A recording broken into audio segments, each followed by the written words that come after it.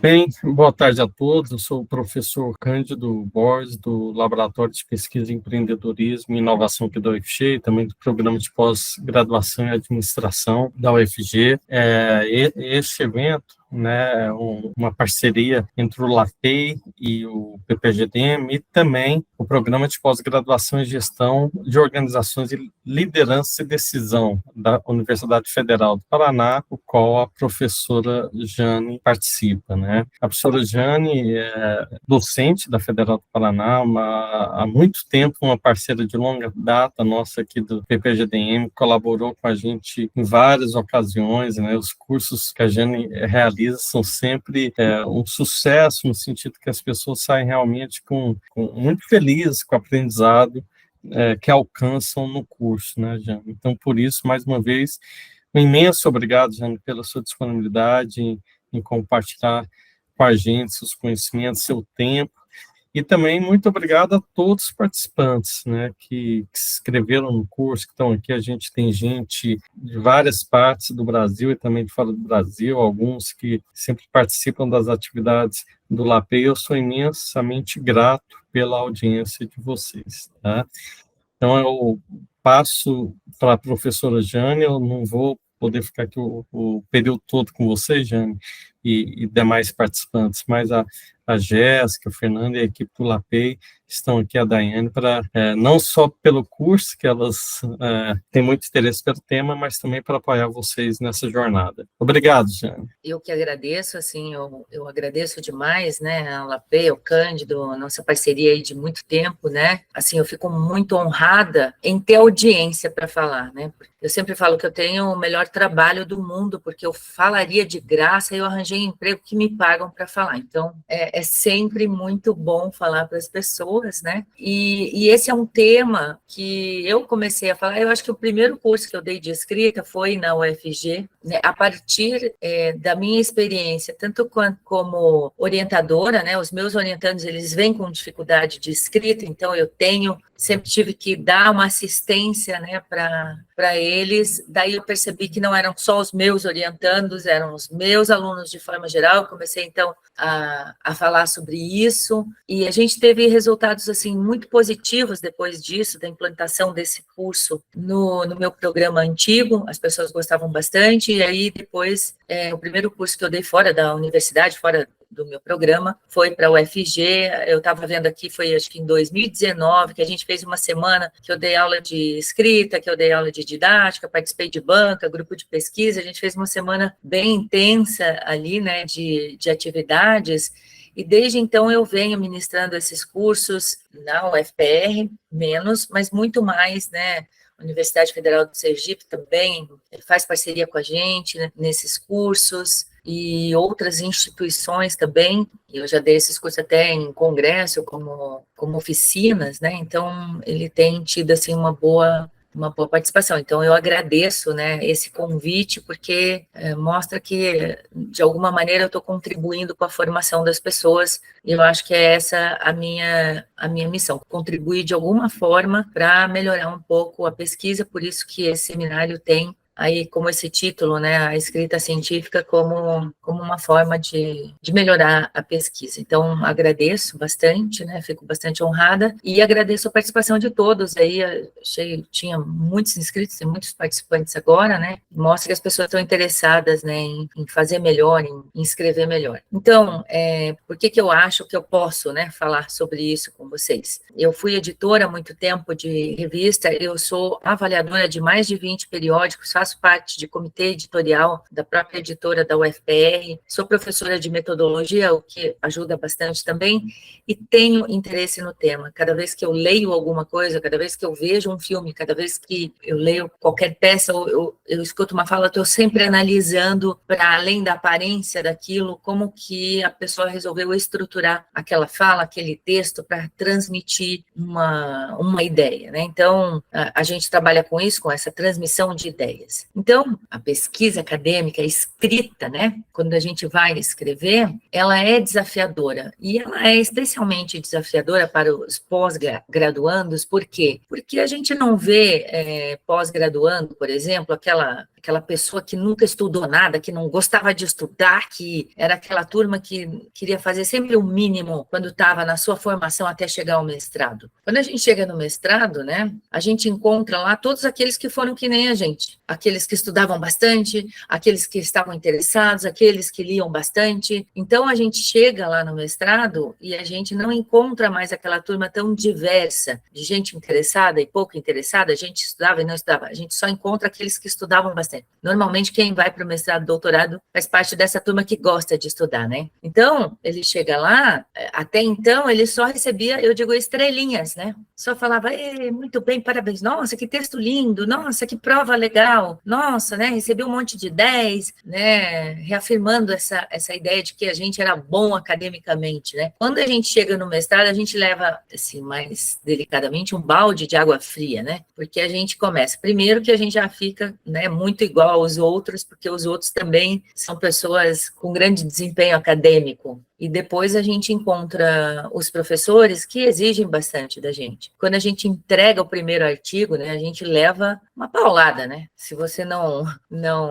já escreveu, nunca levou uma paulada, né? Não sei, não submeteu muitos artigos, porque geralmente quando a gente submete, não importa quantos anos a gente tenha de academia, não tem essa de todo artigo que a gente manda é aprovado de primeira, né? A gente às vezes recebe avaliações duras e aí às vezes a gente começa a duvidar da própria capacidade, mas isso é assim com todo mundo, tá? Eu levo chamadas dos meus avaliadores quando eu publico, quando eu quero publicar artigo, quando eu mando para revisão, né? E eu já tenho aí quase 20 anos nessa estrada. A gente não recebe tantos elogios assim quando a gente está na academia. Embora a gente continue com boas notas, se esforçando também, a gente leva, às vezes, algumas... Eu digo, às vezes até uma facada, assim, dói na gente, né? A avaliação que a gente recebe naquela peça que a gente gostou tanto, escreveu com tanto capricho, né? Então, às vezes, a primeira coisa que eu queria dizer para vocês, assim, é que quando você recebe uma avaliação mais dura, né? Não é porque o avaliador está com raiva de você, até porque a avaliação é cega, ele não sabe que é você que está escrevendo aquilo, e não vem com emojis, com um coraçãozinho, dizendo,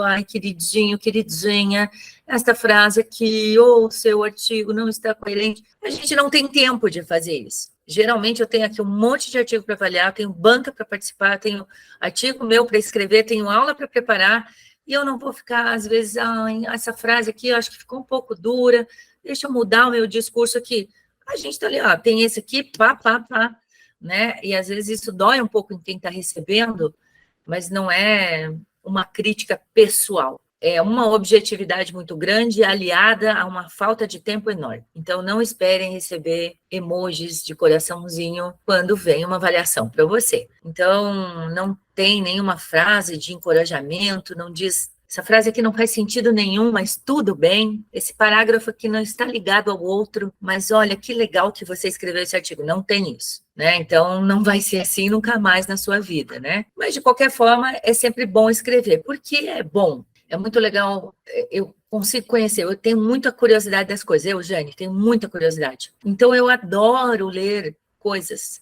Eu adoro escrever artigo porque eu estou ali estruturando meu pensamento, estou tentando entender bem o que é cada coisa, né? Isso, para mim, é muito satisfatório. Então, é bom escrever por causa disso. Também é bom por uma questão prática. Isso traz muita legitimidade. Por exemplo, eu estou escrevendo aqui para vocês, mas eu tenho mais de 50 artigos publicados em congresso, mais de 30 artigos publicados em revista. Então, isso traz legitimidade para mim. Quando você vai dar aula, você é um professor autor, você é visto pelas outras pessoas de uma forma diferente, né? Você é visto até pela família de uma forma diferente, pelos seus amigos. Então, ele traz legitimidade à nossa atuação. A gente ministra aula sobre determinado assunto e a gente pode dizer, eu pesquiso e publiquei artigos sobre esse assunto, né? Claro que escrever artigos, se a gente está num mestrado acadêmico, se a gente busca carreira acadêmica, isso daí traz alguma vantagem para a gente, porque a gente vai sair melhor em processo seletivo se a gente tem mais artigos publicados. Então, escrever é bom por causa disso também. Aumenta a nossa empregabilidade, especialmente se você for fazer um concurso público. Eu tirei em primeiro lugar no meu concurso público na minha prova de títulos. Tinha uma vaga, né, no meu concurso. E tinha 20, 25 participantes. Mas aí, desde o mestrado, eu já comecei a publicar, e isso, comecei a publicar porque eu gostava de escrever bastante, gostava dessa reafirmação, quando a gente vê o nome da gente lá, né, entre os autores daquele congresso, daquele evento, daquela revista. Eu achei isso muito legal, e depois eu vi que isso, meu Deus, me trouxe muita vantagem, porque eu consegui passar em primeiro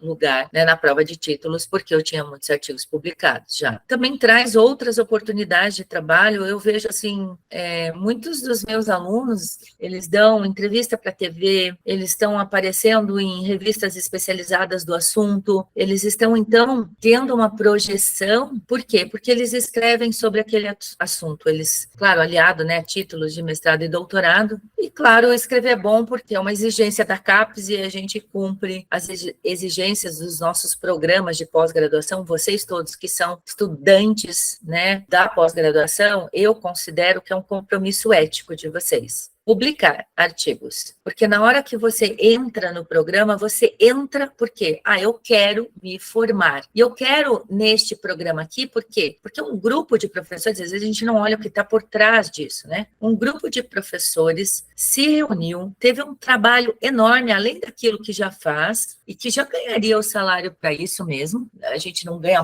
nada mais para estar na pós-graduação, né? Mas não é essa nossa, nossa, tem que ser louvado por causa disso. Mas não é isso, não é esse o grande trabalho. O grande trabalho é que um grupo de pessoas se reúne, né? Não se faz nada sozinho, pensa um programa, pensa regionalmente, né? O que a nossa região aqui precisa, como é que a gente pode ajudar, como que estão os nossos alunos aqui, o que a gente poderia contribuir, pensa em termos de contribuição mesmo regional, daí lá escreve lá um projeto, submete para a CAPES. Submeter para a CAPES significa se sujeitar a todas as regras da CAPES, e a CAPES cada vez lança mais regras, mais exigências de produtividade sobre os professores. Existem muitos estudos já, né, falando sobre isso, sobre essa carga, às vezes até criticando, mas de fato é que elas estão aí, e essa carga fica sempre sobre os seus orientadores. E se a gente que entra lá no programa, eu quero entrar aqui na Universidade Federal ou nesta universidade, que é uma boa universidade, por que ela é boa? Porque ela tem bons índices, porque ela é legítima. E daí, se você entra e você não contribui com isso, você tira quase que um pedacinho desse programa. Quando você não publica, quando você não se engaja nesse programa, participando de tudo que ele oferece, isso piora os índices desse programa na CAPES e vai tirando dele nota, no final das contas, né, no conjunto de tudo, vai tirando nota, vai tirando legitimidade, vai dando mais encargos aos professores que têm que dar conta disso, se quiser continuar existindo. Então, eu acho que a escrita é uma forma da gente retribuir à sociedade daquele esforço, daquele grupo de professores que está lá empenhado, né, em fazer um bom programa de pós-graduação para vocês. Então, essa é uma forma de retribuição. Eu sempre penso nisso, né? Então, às vezes o egresso, ele sai, né, do programa. Saí, meu título de mestrado, meu título de doutorado, agora é meu, eu que tenho, eu que faço isso.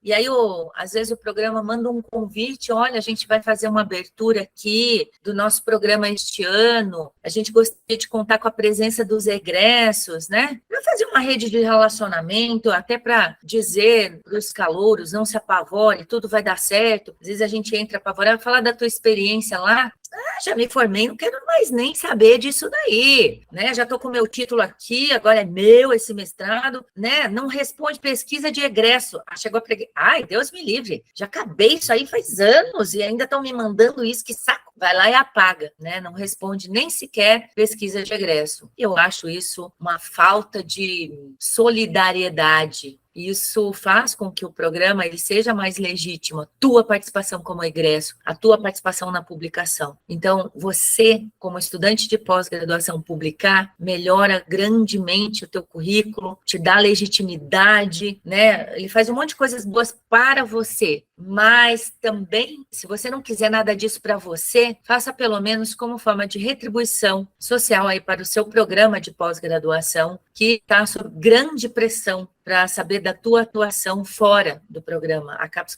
quer saber cada vez mais o que está acontecendo com esses egressos, né? Então, tem gente que entra, não responde pesquisa, não publica o resultado da sua dissertação. Eu acho isso né? Não publicar o resultado, quanto trabalho deu isso, né? Uma banca, 2 vezes, né? Qualificação, lê o seu trabalho e e ajudou você a melhorar o seu trabalho. O seu orientador despendeu uma quantidade enorme de tempo para te ajudar a escrever aquilo, a fazer aquela pesquisa.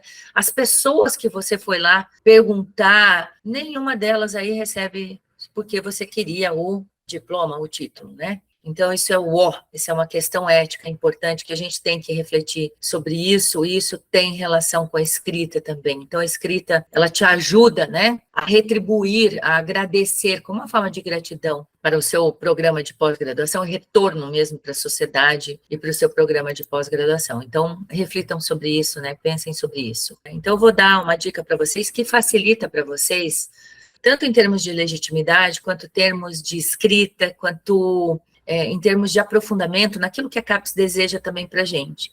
Eu, né, e os demais professores de pós-graduação, nós somos obrigados a ter um projeto de pesquisa e trabalhar dentro daquele projeto de pesquisa. Então, às vezes, a gente recebe um aluno na hora de fazer entrevista, você está disposto, ou você está disposta a estudar um projeto de pesquisa, às vezes apresenta lá uma ideia e tal, que esteja fora dessa tua ideia, né, dessa tua vontade de pesquisar, a pessoa, claro, né, estou disposto a estudar tudo que me derem para estudar. Aí, na hora que entra, começa a teimar com o orientador, não quero estudar isso, porque isso não faz parte...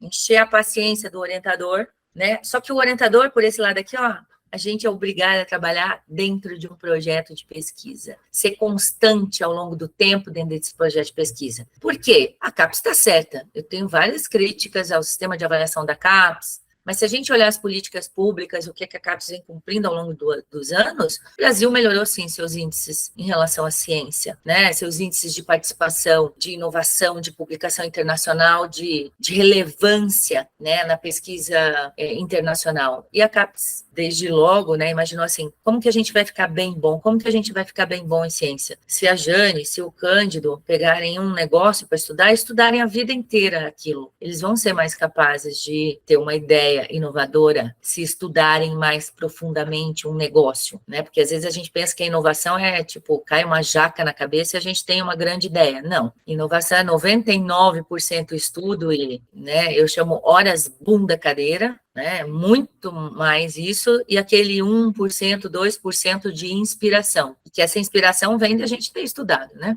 Então, não é nada que é do além, né? Não é nenhuma inspiração divina. Até pode ser, mas a inspiração divina não vem se a gente não tiver horas bunda cadeira. É uma coisa impressionante isso. Então, a minha dica é que vocês tenham um tema para chamar de seu, né? E se dediquem a esse tema ao longo da sua carreira acadêmica. Variações desse mesmo tema, né? Mas que vocês se aprofundem nesse tema. Aí vocês vão conseguir entender bem, ter uma relevância na área, né? Então, quando a gente fala, por que eu e o Cândido a gente se conhece? Porque a gente estuda empreendedorismo já há muito tempo, né? O Cândido estuda lá o tema dele dentro de empreendedorismo, eu estudo empreendedorismo feminino já desde 2003, são 20 anos estudando empreendedorismo feminino, né? O meu último insight, assim, que eu achei muito legal, depois o insight que a gente foi ter, né? Colocar o empreendedorismo como, né, a gente faz uma linha, isso está lá na dissertação do meu orientando, né, a gente usa o empreendedorismo como uma ferramenta para combater a violência doméstica, né, então a gente cria uma tese, a gente vai atrás de estudos, a gente vê que não tem esse tipo de estudo no Brasil, tem em outros países, mas não tem no Brasil,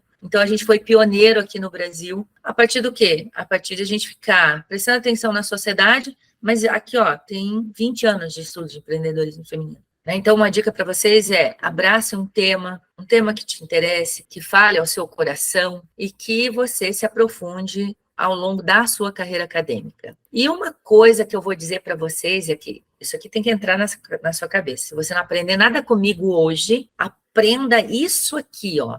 Um bom artigo, ele nasce de uma boa pesquisa.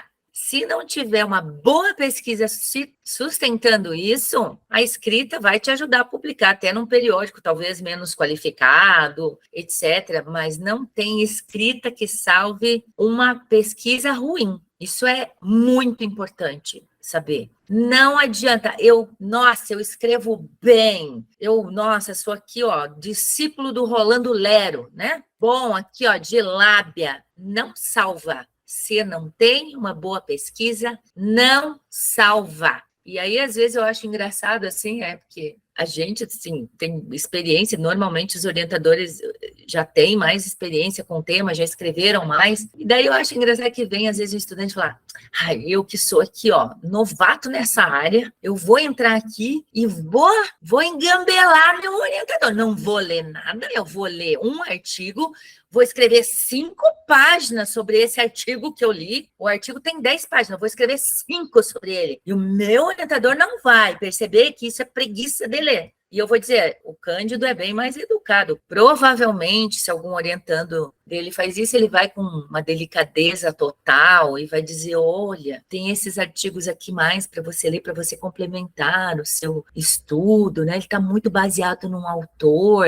Comigo já é diferente. Eu já vou assim, tá pensando que eu sou trouxa? O que é isso? Tá achando que me engana? Lê um artigo e tá vendo com isso aqui. Eu já não tenho muita paciência e me falta a polidez necessária para lidar com esse tipo de coisa. Presta atenção, né? Aprenda. A pesquisa boa gera um artigo bom. A escrita vai te ajudar a potencializar isso, publicar em periódicos melhores, né? Agora, não venha com essa enrolação que não, né? Você vai encontrar, você até vai achar, não, ele não percebeu que eu não li nada. Me deu outros artigos aqui, né, para ler. Ele percebeu, só foi bastante educado. Então, assim, gente, não enrolem, não, tá? Tem que fazer uma boa pesquisa, porque senão não tem escrita que salve o teu trabalho. Eu sempre participo, eu sempre estou analisando, né, os artigos, porque, olha só o motivo de reprovação. Participei de um seminário no EGEP, há um tempo atrás, que estavam vários editores. Eu mesma fui 5, 6 anos editora da REGEP, então eu fazia a verificação de todos os artigos, assim, muito bem, porque às vezes eu tinha vergonha para os meus avaliadores, alguns artigos que as pessoas não tinham vergonha de me mandar. Eu recebi artigos que eu falava, meu, Senhor Jesus Cristinho, da onde que veio isso daqui? Escrevia de volta, olha, tem que melhorar aqui. Eu fazia um processo prévio de avaliação, bem sério, assim, já mandava, já rejeitando ali, porque não tinha condição de mandar. Muito da reprovação é porque a pessoa não tem noção mesmo do que é um artigo científico. Então, assim, entre os maiores motivos de reprovação de artigo para revista é o autor ali, ele mandar para uma revista que não tem nada a ver com aquilo. Quando eu estava lá na REGEP, eu recebia porrada de artigo sobre marketing. Aí eu falava, gente, nossa revista é sobre empreendedorismo, né? Gestão de pequenas empresas. O artigo era inteiro de marketing, comportamento do consumidor. Eu falei, tem revista especializada para isso. Não manda para gente. Então, foco da revista. Então, olha muito o foco da revista. Outra coisa, não lê lá a forma de submissão, né? Manda artigo identificado. Às vezes conta uma historinha ali, né? Não tem o nome lá, autor, Jane, mas conta uma historinha ali dentro em que dá para identificar o programa, o orientador, fala sobre o processo, a identificação chama duplo cega, porque não pode ser identificado, né? Isso depõe contra a revista. A revista, ela paga um preço caro, né? Se a avaliação não é duplo cega bem certinha, né? Porque a gente também é avaliado pela CAPES, pelo Qualis, né? O formato, incluindo as referências, então diz lá, tem que ser a BNT, a pessoa manda a APA, tem que ser APA, a pessoa manda a BNT, tudo bem que a gente também fica meio doido de tantos formatos que são exigidos, mas, poxa, gaste um tempo, né, escolhendo ali bem a revista, verificando, lendo tudo com atenção, porque é muito chato isso, né? Outra coisa, plágio, muito plágio, e agora com o chat GPT, né, uma outra forma antiética, né, de escrever artigos, plágio e essas considerações éticas a respeito do artigo que a gente vai ter que se preocupar bastante hoje também, né? E de forma geral, a qualidade do artigo, sem estrutura, mal escrito, com metodologia inadequada, sem nenhum tipo de inovação ou não sabendo destacar a inovação, né? Esses são os principais motivos de reprovação dos artigos nos periódicos científicos. Até a qualidade, né? Tem bastante qualidade duvidosa, às vezes mal escrito, ou eu chamo do artigo colcha de retalhos, né? A gente vai falar sobre ele depois. O artigo colcha de retalhos, eu pego um monte de coisas e costuro aqui e mal costuro, né? Ele fica um Frankenstein mesmo. Ele tem que ter começo, meio e fim, as partes interligadas. Ele tem que declarar o objetivo lá na introdução e perseguir esse objetivo com muito afinco durante todo o processo de escrita.